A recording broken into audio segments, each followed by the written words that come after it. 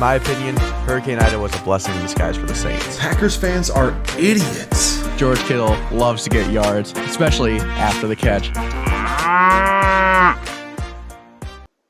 Moo moo, my dudes. What is up? It is Brandon, and we are back here with another Certified Beef episode. Today, we are going to be talking about March Madness. That's getting started, obviously, today as I post this.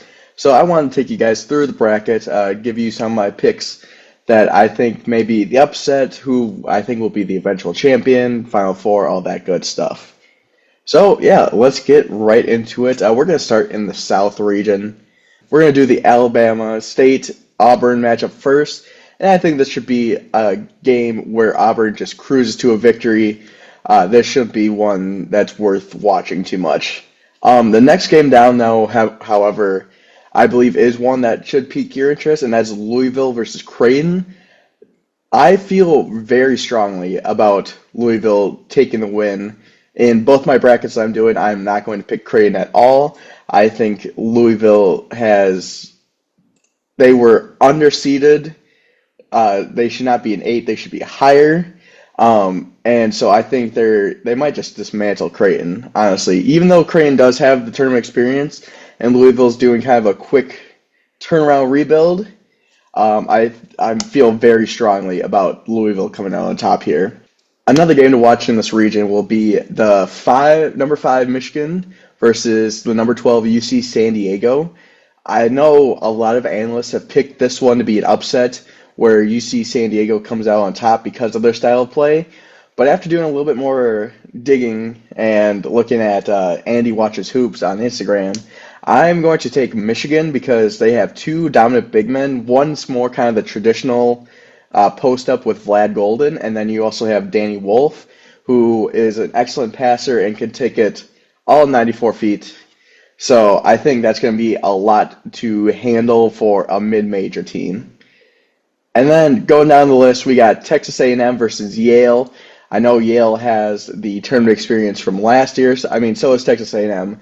But Yale knocking off number 4 Auburn last year, which killed my bracket. But this year, I don't think they get it done. Danny Wolf left Yale for Michigan, so you'd lose one of your biggest powerhouses there. I think that Texas A&M takes this one down. I don't know. It should be a decently close game because Yale is going to be a tough team, but I believe in Texas A&M here. And then we'll move down to the 6 Ole Miss versus number 11 North Carolina. North Carolina put on a show in the play-in game against San Diego State, and one of the play-in teams always seems to go far in recent tournaments. So I think I'm going to take UNC to beat Ole Miss in this matchup. We'll move down to Iowa State versus Lipscomb, and I'm going to take Iowa State. They're a very good team. It's 3-14, pretty self-explanatory. And then Marquette, New Mexico. I'm going to go with Marquette.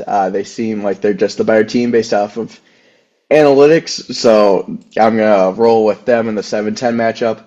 And then Michigan State, Bryant, Michigan State. They'll take it pretty far. We'll move over to the East region now, where it'll be the number 1 seed Duke versus whoever wins the 16 play-in game. Don't really care. Duke's going to steamroll whoever they play. Next one is going to be the 8-9 Mississippi State versus 9 Baylor. I'm rolling with Mississippi State in this one. They've kind of had a resurgence this year, and they play in the SEC, which was the toughest conference to play in this year. So I like them. They score more points, and they don't give up. They only give up 5 more points on average than Baylor does in a tougher conference. Mississippi State is 8-10 in SEC play, while Baylor is 10-10 in Big 12 play. But I'm still going to take the Bulldogs on this one. Now we're moving down to number 5 Oregon versus number 12 Liberty. I saw Ryan Hammer's trapezoid of excellence that this could be a toss-up game, but I like Oregon. I usually take the teams from the bigger conferences just because they're a lot more battle-tested than these mid-major teams. And they're both playing well coming into the tournament. Oregon is 8-2, while Liberty is 9-1. But still, I think Oregon takes it down here. Then we'll go to Arizona versus Akron. I think Arizona has some tournament experience. They'll take us one down pretty easily. Moving down to BYU versus VCU. I like the Cougars in this one. They're both playing good ball, but the BYU is coming from the Big 12. They were a ranked team this year. I think that they'll beat VCU. And then Wisconsin versus Montana. Wisconsin takes it down pretty easily there. Next, we'll look at the 7-10 matchup between St. Mary's and Vanderbilt. I'm going to go with the Gales in this one. They play a very slow-paced game, but they can still score points, averaging 73.5 per game. Usually teams that can control the pace, play their style of basketball, obviously are going to come out on top, but that favors the teams that are going to play a little bit slower, have a more defensive-centric identity, and that's why I like St. Mary's in this one. And then into the final game of the East region is Alabama versus Robert Morris, the 2-15. Let's just stick with Alabama on this one. No real debate up there. And then we'll move to the West region. We got number 1 seed Florida versus number 16 Norfolk State. Florida is going to roll in this one. And then we got number 8 UConn versus number 9 Oklahoma. Oklahoma is way overseeded in this tournament. And you got Dan Hurley, back-to-back champs. It's going to be UConn. I don't see any other way that Oklahoma just wins this game. An interesting game in the West will be number 5 Memphis versus number 12 Colorado State. Both teams are extremely hot right now. Memphis going 9-1 and Colorado State going 10-0, which they were basically in a win and in situation in the Mountain West Conference tournament. But I like Memphis in this one. Yes, they're missing Tyrese Hunter, one of their better players, but I just trust Memphis more. They've had a really good season, and yeah, I think they take it down, and I think they make it decently far in this tournament. And then we'll move on to Maryland and Grand Canyon. I'm going to choose Maryland, one, because they play in the Big Ten, which was the second hardest league to play in this year. And then also they are in the trapezoid of excellence where you want to be to try and win a title. Like, yes, there are some outliers that have won it, obviously, but Maryland is right in there. And I think they just play a good brand of basketball, and I think they run away with this game. And then we're going to go with Missouri versus Drake. Drake has the tournament experience again, but Missouri's been really good this year.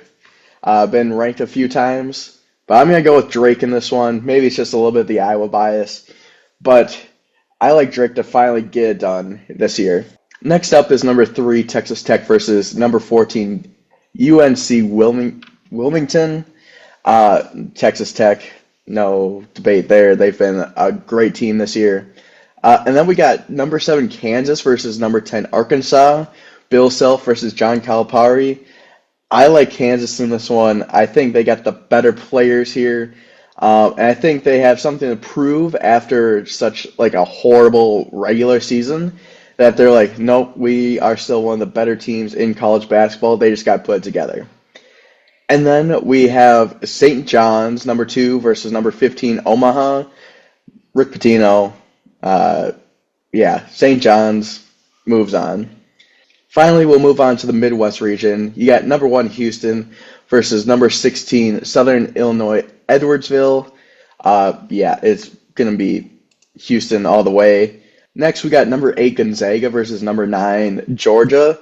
And Gonzaga is a sneaky good team this year. Like, they might not jump out at you because of their seed at number 8.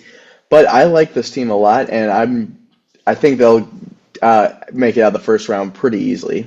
Next up, we have the 5-12 Clemson versus McNeese State. I'm going with the Cowboys on this one because of Amir Khan, the McNeese State manager who walks out with the boombox, kind of the 49ers vibes. But I love it. I think this team has swagger, and I think this might carry them into the next round and get over the hump that they didn't get last year. Next up, we got number 4 Purdue versus number 13 High Point. And I've seen a lot of people also pick High Point to win this game over Purdue. Like, yes, Purdue has not been the best. Besides last year, they have not been the best in the tournament. But Purdue is still a very good team. I don't think I think their two-man between Braden Smith and Trey Kaufman-Wren will be a lot to handle. And so I think that even if High Point bottles those two guys up, you still got Fletcher Lawyer on the outside who shoots the lights out from three. And they got enough role players that they can carry their own weight. I think Purdue takes this one down. Next, we have number 6 Illinois versus the play-in between Texas or Xavier. And I like Illinois in this one. They got decently far last year. I think they do that again this year. Moving on to the number 3, Kentucky versus number 14, Troy. I like Kentucky in this one. I feel like it's pretty self-explanatory. I have seen that Troy might pull the upset. I mean, obviously we remember St. Peter's doing that a few years ago. And Oakland doing it last year with Jack Golke. But I like Kentucky to make it out of the first round this time. And then we're moving on to the 7 UCLA versus the number 10 Utah State. Give me the Bruins on this one. And finally, we'll move down to number 2 Tennessee versus number 15 Wofford. It's going to be Tennessee, no doubt in my mind about that. Moving on to some teams that I have going decently far that you might not expect. One team that I have going decently far in this is Michigan. I have them losing in the Sweet 16 to Auburn. I think they go this far because, A, you have Dusty May, who took FAU to the Final Four just a few years ago. You got Vlad Golden. You got Danny Wolf. Trey Donaldson is playing his best ball so far this year. If they can limit the amount of turnovers, this team will be incredible. But I think they make it out of the first weekend for sure. Another team I have going decently far is number 11 UNC. I like this UNC team because they absolutely just dismantled San Diego State. They got the tournament experience, and RJ Davis is still doing RJ Davis things. I think they beat Ole Miss, and then I think they beat Iowa State because one of the play-in teams has made it to the Sweet 16. I don't know how many straight years, but it's been quite a few. And then, Iowa State is without Keyshawn Gilbert, one of their best players. I think that UNC rides this wave from the play-in to the Sweet 16 where they eventually lose to Michigan State. Another team I like is Maryland. I have them going all the way to the Elite Eight where they lose to St. John's. Their net ranked is number 10. They score 81 points a game. They have not been playing their best basketball that you want to see. They're only 7-3. But then again, that means they have more in the tank. They're not riding a super high that they need to keep up. Derek Queen has been insane this year. So I'm banking on that they can make it to the Elite Eight. They're a good team. They're in the trapezoid of excellence on where you want to be to win a championship. And they match up well against all the teams. I have them being Florida, and maybe it's just because I didn't watch enough SEC college basketball this year, but I don't know how to feel about this Florida team. I don't know how good they are. They're still making it to the Sweet 16 in my bracket, but I don't know if they're, the best number 1 seed or, people have said they're the most complete team. I don't know if I buy that or not. Maybe that's just a super casual take. I'll take it, whatever. But yeah, I like Maryland to go quite the distance here. And then also St. John's, I know they're a 2 seed, but they're on the up and up. Rick Pitino could become the first coach to take, I believe it's 6 different teams to the Final Four. And I think he does it this year. I don't have him winning it all, but I believe in Rick Pitino there. And then in the Midwest, I like Illinois is the one that goes the farthest. That's kind of the underdog there. They lose in the Sweet 16 to Tennessee.